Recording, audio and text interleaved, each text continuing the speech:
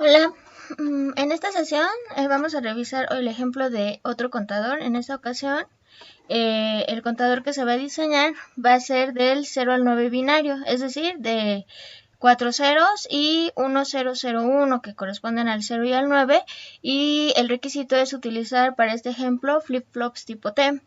Sí, entonces lo primero que tenemos que ver es el diagrama de transición donde colocamos los estados, ¿sí? Y las flechas que pues nos van a indicar qué estado es el que continúa. Sí, comenzamos 0, 1, 2, 3, 4, 5, 6, 7, 8 y 9. Sí, entonces como podemos ver aquí, pues tenemos 9 estados, vamos a utilizar 4 bits. Entonces ahora lo que tenemos que hacer es determinar el número de flip-flops que vamos a utilizar. De acuerdo a la tabla que habíamos revisado, para 10 estados, que sería del 0 al 9, vamos a necesitar 4 flip-flops, ¿sí? Lo podemos determinar así por el número de estados, o bien en este caso, como son contadores, va a depender del número de bits que estamos utilizando, porque cada uno de estos bits pues va a ser la salida de un flip-flop. Por lo tanto, vamos a tener 4 flip-flops. Posteriormente determinamos las entradas y salidas de todo el sistema. ¿Sí? La única entrada que vamos a tener pues es el pulso de reloj, que nos va a indicar el instante en el que vamos a ir cambiando de un estado a otro, y tenemos los 4 bits que van a indicar nuestro número binario. Aquí lo estoy nombrando Q1, Q2, Q3 y Q4, siendo Q1 el bit más significativo. Ahora tenemos que construir aquí la tabla de estados, para lo cual pues tenemos para este caso de los contadores 3 columnas principales, que va a ser el estado presente, ¿sí? Donde tenemos pues nuestras 4 salidas de los flip-flops, el estado próximo, ¿sí? Que va a ser cada uno de estos, pero el estado siguiente, ¿sí? Y las terminales de control que vamos a requerir. ¿Sí? ¿Qué debe de haber en T para poder producir el cambio de Q1 a Q1 más 1, de Q2 a Q2 más 1, de Q3 a Q3 más 1 y de Q4 a de Q4 más 1? Para esto es importante recordar aquí, bueno, aquí tenemos la tabla de verdad de cómo opera el flip-flop tipo T y la tabla de excitación. Sí, la tabla de verdad, pues sabemos que cuando en el flip-flop tipo T a la entrada tenemos un 0, lo que vamos a tener en Qn más 1, es decir, en el estado siguiente, va a ser el estado anterior. Por lo tanto, cuando T vale 0, lo que vamos a tener es la función memoria. Cuando T vale 1, lo que vamos a tener es el estado anterior, pero ahora negado. Entonces, la tabla de excitación, y recuerden que se construye con 2 columnas de entrada, donde vamos a tener el estado presente Qn y el estado futuro de Qn más 1, y qué debemos colocar en T para generar este cambio. ¿Sí? Por ejemplo, para cambiar de 0 a 0, pues necesitamos la función memoria, ¿sí? Para que el estado anterior Qn y el estado siguiente pues se mantengan en 0. Por lo tanto, en T debemos de tener un 0. Para hacer el cambio de 0 a 1, pues es memoria invertida. Por lo tanto, T debe de valer 1. Lo mismo para cambiar de 1 a 0, ¿sí? Función memoria negada, que es T1.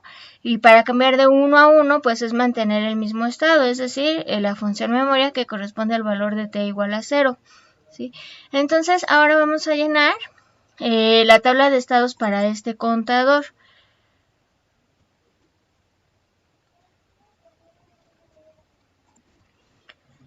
Entonces, nos vamos a enfocar ahorita en las columnas Q1 y Q1 más 1, y vamos a determinar qué debemos de colocar en T para poder lograr este cambio. ¿Sí? Para el primer caso vamos a cambiar de 0 a 0, por lo tanto T debe de valer 0. Para el siguiente caso vamos a cambiar de 0 a 0, sería función memoria. Para el siguiente caso vamos a cambiar de 0 a 0, sería también función memoria. De 0 a 0, vamos a tener 0 también. De 0 a 0, también 0, función memoria. De 0 a 0, función memoria. De de 0 a 0, otra vez función memoria. De 0 a 1 es memoria invertida. Por lo tanto, aquí vimos de 0 a 1 te debe de tomar un valor de 1. De 1 a 1 es función memoria. Y de 1 a 0 es memoria invertida, es decir, el valor de 1. Ahora, vamos a enfocarnos en Q2 y en el estado próximo de Q2. Es decir, en esta columna, en Q2, y vamos a determinar qué debemos de tener en la terminal de control T2 para poder conseguir esta transición. Y entonces para el primer caso, de 0 a 0 es memoria, de 0 a 0 también función memoria, 0 a 0, 0 a 0 memoria, 0 a 1 es memoria invertida, 1 a 1 función memoria, cambio de 1 a 1 memoria, de 1 a 1 también es memoria, aquí ya me equivoqué, es de 1 a 1 memoria, de 1 a 1 memoria, de 1 a 1 memoria, de 1 a 0 sería memoria invertida, 0 a 0 memoria y 0 a 0 memoria. Ahora, en la terminal T3,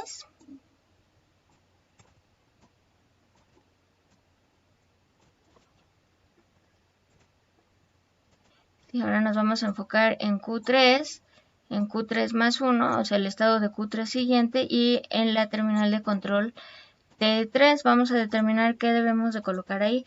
De 0 a 0 es función memoria, de 0 a 1 es memoria invertida, de 1 a 1 función memoria, de 1 a 0 memoria invertida, 0 a 0 memoria, 0 a 1 memoria invertida, 1 a 1 es memoria, 1 a 0 memoria invertida, 0 a 0 memoria y 0 a 0 memoria. Ahora finalmente vamos a ver para T4 qué cambio que debemos de colocar en T4, perdón. Entonces nos enfocamos en la columna Q4 más 1 y vamos a llenar la columna de T4. Entonces, para tener el cambio de Q4 a Q4 más 1 a Q4 1 sería memoria invertida. De 1 a 0 es memoria invertida, de 0 a 1 memoria invertida, de 1 a 0 memoria invertida, 0 a 1 memoria invertida, 1 a 0, 0 a 1, 1 a 0, 0 a 1, 1 a 0. ¿Sí? En este caso, pues todas las salidas se cambian. ¿Sí? Entonces, algo aquí que faltó aclarar. ¿Sí? Recordando que aquí en estado presente pues tenemos, por ejemplo, para el primer renglón el número 0 y en el estado próximo, ¿qué número sería el siguiente? Pues el número 1. Después en el estado presente tenemos el 1, el siguiente número pues es el 2 binario. Después tenemos el 2, tendríamos el 3 binario, ¿sí? Y así hasta el 9. Después del 9, de acuerdo a nuestro diagrama de transición, ¿sí? Después del 9 regresamos al 0. Como lo vemos aquí en el último renglón, tenemos aquí el 9 binario que es 1, 0, 0, 1 y el estado próximo pues es 0, 0, 0, 0, 0. ¿Sale? Entonces ya tenemos completa nuestra tabla de transición. Sí, tenemos el estado siguiente, el estado actual, el estado próximo y las terminales de control, que lo que debemos de tener para que ocurra esta transición entre estos 4 estados presentes para poder tener el siguiente número en el conteo. Ahora bien, vaciando esta información, ahora tenemos que obtener las funciones de las terminales de control, ¿sí? Y estas se obtienen, ¿sí?, en función del estado presente. Para determinar las funciones o a qué vamos a conectar las entradas de los flip-flops, que serían T1, T2, T3 y T4, omitimos ahorita o ignoramos la columna de estado próximo y únicamente consideramos estado presente para obtener las funciones de T1, T2, T3 y T4. ¿Vale? Entonces, vamos a ir vaciando la información. Por ejemplo, para T1 Ya tengo aquí el mapa de Karnaugh. Si se dan cuenta, tenemos aquí números consecutivos del 0 al 9. Entonces, ¿dónde vamos a tener mini términos? Es decir, donde T1 va a ser 1, en el número 7 y en el número 9. Sí, que sería aquí, en el número 7 y en el número 9, en la posición 7 y 9 del mapa de Karnaugh. Y en los demás, que sería del 0 al 6, y el número 8 van a ser ceros. Sí, aquí tenemos 0, 1, 2, 3, 4, 5, el 6. ¿Y cuál otro vimos? Que era también 0. El 8. El 8 también es 0, entonces este habría que corregirlo.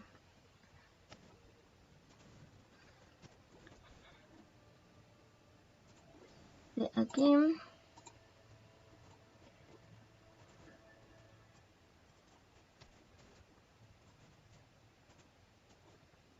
En el 8 binario va también un 0.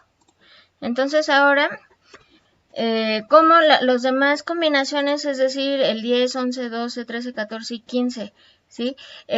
No van a ocurrir durante este conteo, entonces los vamos a rellenar con una X en el mapa de Karnaugh. Sí, que correspondería entonces al 10, al 11, al 12, al 13, al 14 y al 15. Entonces ahora, pues aprovechando que tenemos valores de X, pues vamos a emplear este mapa de Karnaugh para poder obtener las expresiones lo más chicas posibles. Por ejemplo, aquí nos conviene que estas X considerarlas como un 1, por lo tanto vamos a tener, ¿sí?, que T1 va a ser igual.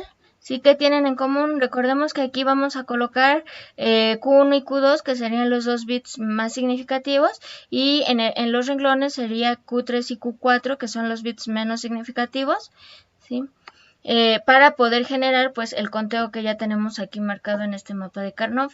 ¿Sí? Entonces, ¿qué tiene en común este grupo? Por parte de las columnas, tienen en común a Q1. Para los dos casos Q1 vale 1. Y en el lado de los renglones, para los dos casos Q4 vale 1. Entonces sería Q1 por Q4. Más, ahora vamos a formar otro grupito. Nos conviene aquí este 1, pues solamente podemos agruparlo con esta X. ¿Sí? Recuerden que los grupitos pueden ser de 1, 2, 4, 8. ¿Sí? Entonces en este caso, pues de este lado tenemos ceros. Entonces este es el grupo más grande que podemos hacer con ese 1.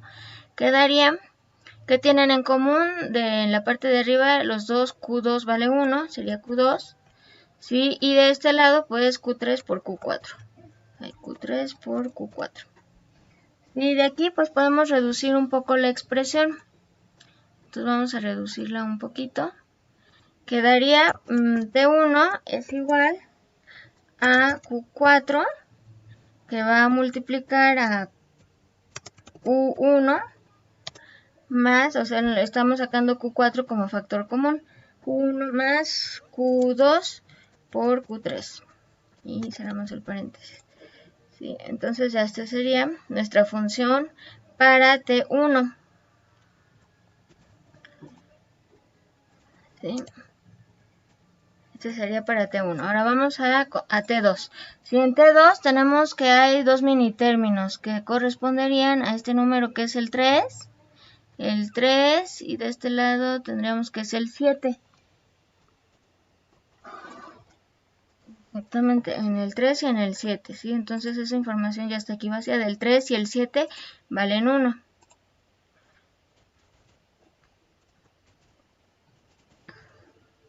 Esto es para obtener la función de T2. Entonces aquí nos conviene únicamente pues un grupo que va a ser este de aquí, que serían los dos unos, pero nos conviene considerar a estas dos X como 1. Recordando que para obtener las funciones con mapas de Karnaugh nos conviene tener el menor número de grupos, pero los grupos deben de ser lo más grandes posibles. Por lo tanto, aquí tendríamos que T2 va a ser igual. ¿Qué tienen estos en común? Pues en las columnas pues nada, ¿no? Todas las variables Q1 y Q2 varían. Y en los renglones pues sería Q3 por Q4. Sí, de esta forma quedaría la función de T2. Lo vamos a llevar la cama. Ahora bien, para T3, ¿sí? Y vamos a revisar aquí la tabla. T3, tenemos el 1, el 3, el 5 y el 7. ¿Sale? Y los demás valen 0, y del 10 en adelante sería el 1, el 3, el 5, el 7. Los demás valen 0, es decir, el 0, el 2, el 4, el 6, el 8, el 9. Y de aquí en adelante, como a partir del 10 ya no tenemos en nuestro contador, pues irían X. ¿Sí? Entonces ahora trasladamos este que es Q3 y bueno, hacemos las agrupaciones lo más grandes posibles. Entonces aquí lo que nos va a convenir, por ejemplo, es estos 4 unos, ¿sí? Porque no se puede hacer grupitos de 6 y este no lo podemos hacer porque tenemos un 0. Entonces este sería el grupo más conveniente. ¿Cómo quedaría entonces nuestra función? T3 es igual a, ¿qué tienen en común en las columnas? Que Q1 vale 0, entonces sería Q1 negada. Y de este lado, en los renglones, tienen en común que la Q4 vale 1, entonces por Q4.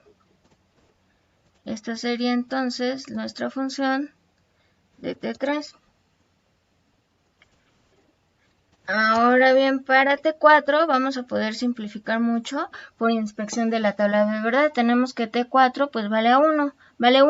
Entonces pues todas las variables son 1, ¿no? Todas las variables que están involucradas en este conteo va a valer 1. Por lo tanto aquí no necesitamos mapa de Carnot. Ya nada más decimos que entonces T4 es igual a 1.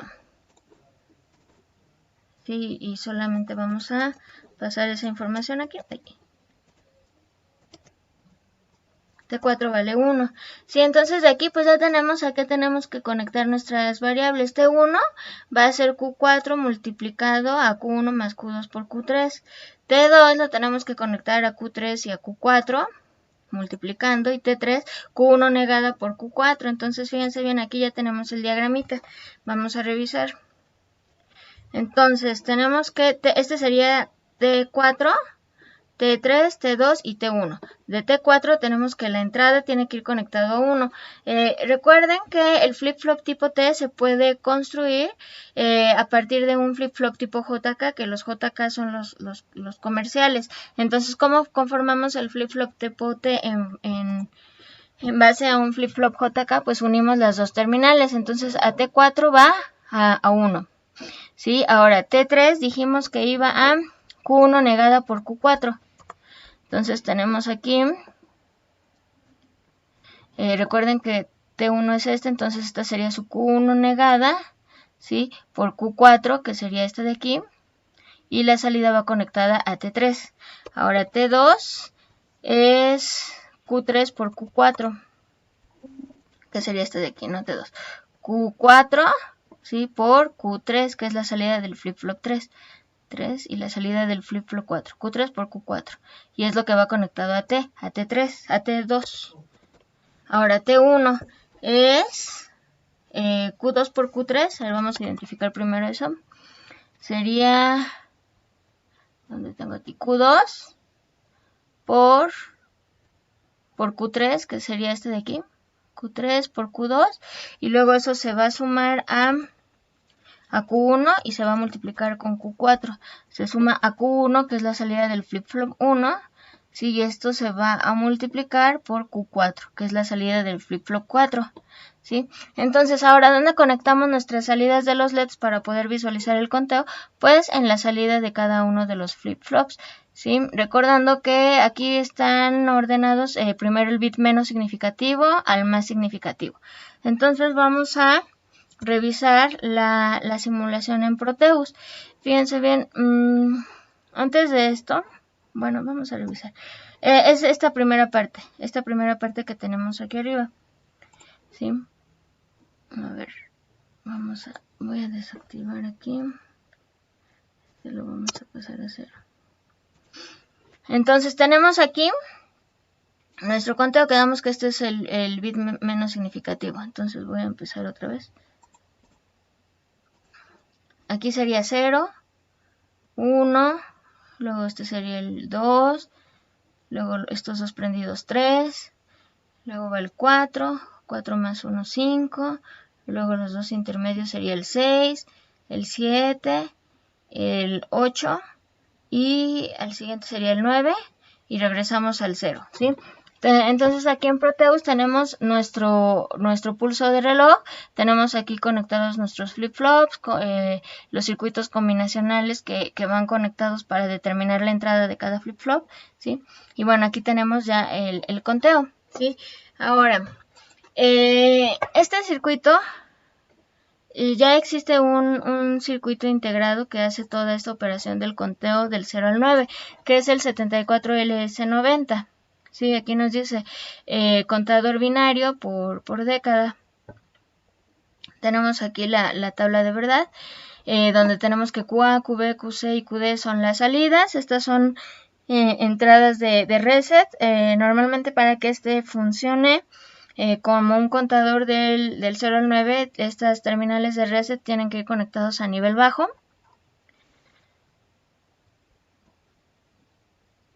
Y bien, entonces ahora, bueno, estas estaría bien que le echaran un ojito, sobre todo aquí a las tablas de verdad. Este es el diagrama interno que tiene este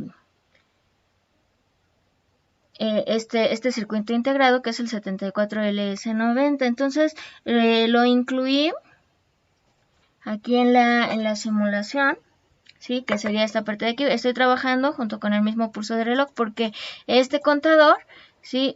Ocupa pues evidentemente un pulso de reloj, que son estos dos de aquí, input A e input B.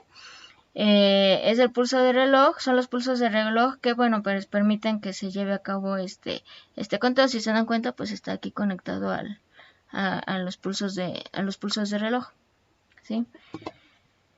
Entonces estoy incluyendo, ¿sí? Esta parte aquí en la parte inferior. Ahora sí. Tengo aquí el 74LS90, ¿sí? Las terminales de reset las estoy enviando a tierra. Aquí revisen bien la tabla la hoja de especificaciones, porque aquí tiene que existir esta retroalimentación de Q0 al clock B para que opere este contador del 0 al 9. Y tenemos aquí un decodificador de BCD a 7 segmentos para poderlo visualizar en un display. Entonces voy a echar a andar la simulación. Sí, ahí está el 0, el 1, ¿sí? Y va coincidiendo pues con el conteo de la parte de arriba, el 2, luego el 3, luego el 4, el 5, en los dos intermedios que sería el 6, el 7, el 8, el 9 y regresamos a 0, 0, 1, ¿sí? Bueno, chicos, pues eso sería todo por esta sesión. Les agradezco mucho. Cuídense mucho.